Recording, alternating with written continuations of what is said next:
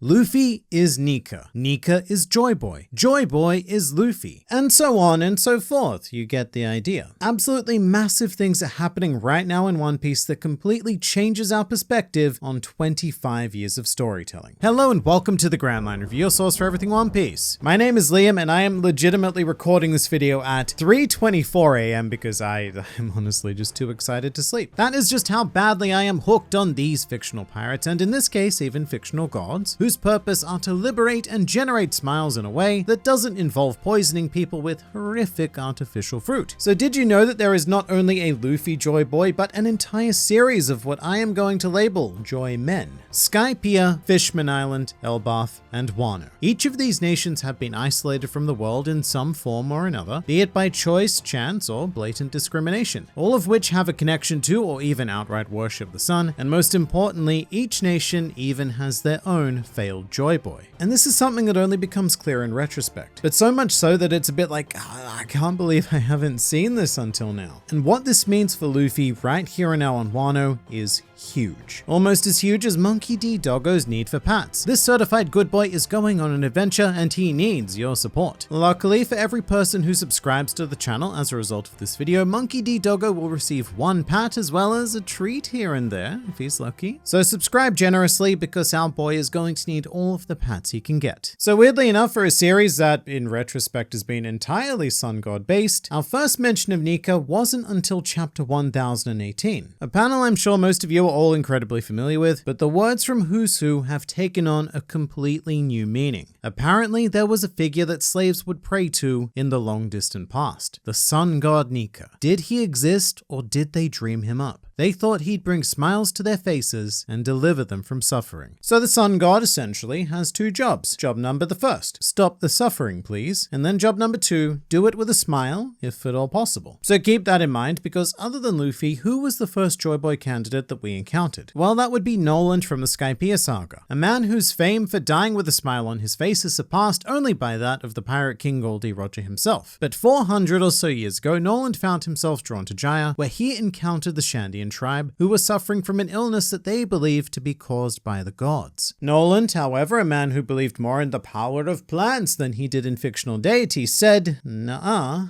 And he went on to cure the entire tribe, aka stop their suffering. And as a bit of a bonus fact, this flashback is the very first time where we hear reference to the sun god in the series through a character who nobody remembers named Moose. And this Moose of which I speak was set to be sacrificed by the ye olde Shandorans. And Moose was quite happy to oblige, stating, "Why are you crying, mama? I'm going to meet the sun god. It's an honor to be chosen as a sacrifice. If my life can be of use to the villagers, then I'm happy." And of course, we thought nothing of this at the time because, to be fair, it would be another 700 plus chapters before the sun god was ever mentioned again and actually given a name. Also of note is that the Noland flashback makes references to three other gods, those being the gods of the earth, the rain, and the forest. Meaning that even though all we have are the vague ramblings of a tribe from centuries ago, the sun god isn't the only god that we need concern ourselves with, and this will become relevant shortly. But for now, Noland was a false Joy Boy. In addition to the fact that he didn't actually die with a smile on his face, as all of the Lion Noland books depict, he was ultimately unable to halt the suffering of the Shandorans, and they entered a brutal and bloody 400-year war, which would only end when the real sun god entered the scene. And it's one of those moments where you, again, look at Skypiea and just go, F my brain with a big rubber stick. That was important. Because this entire saga centered around the discussion of gods, faith, and freedom. And looking back on it, what happened is that a god who thought he was a human ended up defeating a human who thought he was a god. And Luffy did this because, and I quote, "Here we are on this nice sky island and you go make the weather all thunderstormy and nasty. You thunder freak." And Luffy then went on to stop Enel destroying the island with the now incredibly relevant line of, "Let the sun shine." In the process, liberating and stopping the suffering of those that Noland failed. And I'd also like to point out that this god-fake god dynamic would happen again on Dressrosa. Again, again, a god who thought he was a human defeated a human who thought he was a god, and of course ended the suffering of the Dressrosa citizens. I'm not too concerned with Dressrosa though, because our next false joy boy would be found on Fishman Island. In all of the sun god hype, the last person you'd probably expect to hear from is Fisher Tiger. However, when you look back at his CV, he certainly is the OG sun god of the series. Fisher Tiger liberated the slaves of Ambereddraws, ending their suffering and even going on to found a crew called the Sun Pirates, and therefore spread their sunlight all across the world in some violent and, well, how shall we say, less than traditionally sunny ways. Have you ever wondered why Fisher Tiger named his crew the Sun Pirates? Well, that's because he was a slave. Whilst on Ambereddraws, he no doubt heard the story of Nika, just as Who's Who had heard the same legend when he was imprisoned by the world government. So Tiger took on the role of the liberator, the hope of the slaves. Although in a bit of a stark twist, he very much had the opposite effect of generating smiles, as we can see in a very young koala, a former slave who through torturous and horrific training could do nothing but smile, which is quite similar to the actual smile devil fruits, come to think of it. And just a quick side note here, those smile fruits were made possible by Caesar, which means that, in like the most terrifying way possible, that this clown actually made people laugh, very involuntarily laugh, but still, he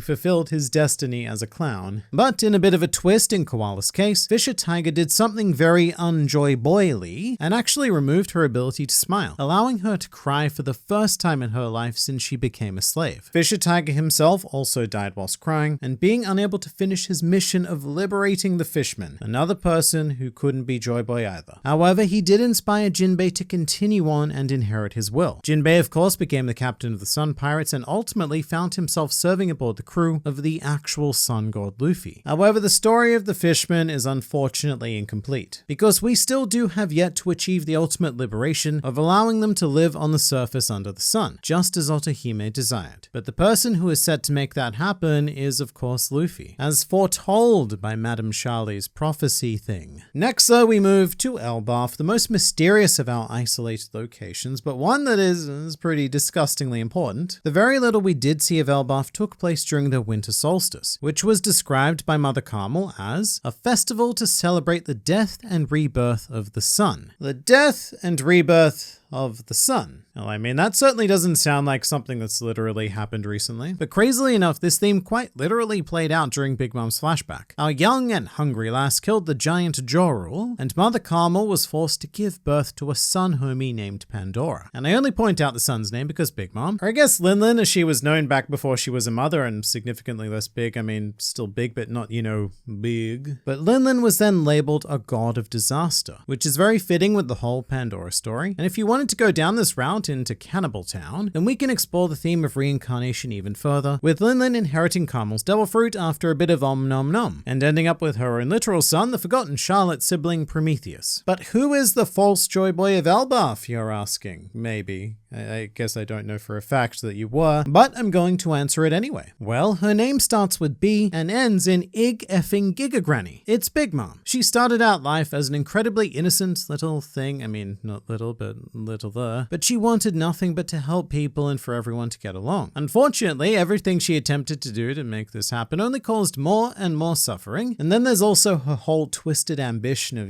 bringing the world together. But unfortunately, for the world to come together, it has to be under her subjugation, which is traditionally less than liberating. We even got to see a taste of this during Whole Cake Island when Katakuri essentially asked Luffy to free them from the terror of Big Mom. But much like Fishman Island, we have not yet seen our real sun god tackle the liberation of Elbaf. However, he is very much on track to do so, having recruited the new giant warrior pirates into the Grand Fleet, and I'm sure that his various conflicts with the emperors will only endear Luffy to giants like a cake to an obese pink-haired mother. But now things are getting good though, because we are on Wano, our fourth and arguably most isolated nation, completely by choice and completely Joy Boy related. One thing, however, is that Wano doesn't hold a direct worship of the sun in the same way that Skypiea, Fishman Island, and Elbaf do, and in fact it's completely completely the opposite because their association is with the moon. However, the key thing here is Toki's prophecy. Like the moon, you are ignorant of the dawn. If there is one ardent wish that must be fulfilled, it will be when 9 shadows are cast, woven together through 20 years of moonlit nights. Only then shall you understand the radiance of dawn. Which I think pretty perfectly describes Wano. They're a society that have such a strong connection to the moon that they've become ignorant about the dawn. It's also an allegory to the situation on the island, being so closed off that they are ignorant of the outside world and that they should strive to open up and understand the radiance of dawn. And as for our false Joy Boy here, I think this one's fairly obvious. So would Mr. Kaido please stand up? Kaido is quite possibly the most twisted and potentially even the most tragic of our 4 Joy Boy failures. Someone who started out life with such promise and drive, but who fell about as far from grace as he did from that one Sky Island that he jumped off when he tried to kill himself and failed, and then decided, well, that didn't work, and decided to punch Eustace Kid instead. But in this quest, Kaido even commissioned the Smile Devil Fruits to be created by Doflamingo, and thanks to the dickbaggery of a certain Orochi, a whole town of Wano citizens were cursed with the ability to do nothing except smile. Very much like the koala situation, just significantly more hopeless. Come to think of it, the only genuine smile that Kaido has ever really been able to create was when he murdered Kozuki Oden, and that mad lad smiled so bigly that its radiance penetrated a boiling pot of oil. And that's not an achievement for Kaido, because that is like the one time where you don't want a person to smile, because it created a legacy, a rebellion, a raid, and now you're getting like a ton of rubber fists in your face when all you wanted to do tonight was just drink your worries away and maybe have intercourse with a Spider Woman. Look, it's been a rough 2 decades for Kaido, but now Kaido is coming face to face with the real Joy Boy, and by extension the real Sun God, who we are watching in real time liberating Wano and allowing all of its civilians to smile. Eventually. I mean, the raid has been going on for almost 2 years now, so no rush, Luffy, but we want to smile. But it's also so much bigger than that, because the story of Wano doesn't end with this arc. In fact, none of these stories are quite over yet. All of these civilizations who practice some form of sun worship, sun desire, or sun-based prophecy are going to be united and liberated on a global stage by our one Monkey D. Luffy, the actual sun god that at least like half of these countries just flat out worship. And let's not forget nations like Alabasta, because this often gets neglected, but their flag is just a big old sun, thus indicating its place in this whole sun god business as well. 25 years of adventure, world building, and literally meeting over 1,000 characters, and it's finally all starting to come back together. It's mind-boggling, but everything we've done has been for a purpose. It's all been building to something that Oda has had in his mind for who knows how long. Maybe even the very beginning, but at the very least decades. And that's why I can't sleep right now, because my mind is just racing through the entire series to this point, making all sorts of weird and potentially even irrelevant connections. But I am loving every second of it, and I can't wait for more. Luckily, you don't have to wait for more, because here is another video, because there's always more to learn, explore, and experience with this wonderful series, so I look forward to seeing you there.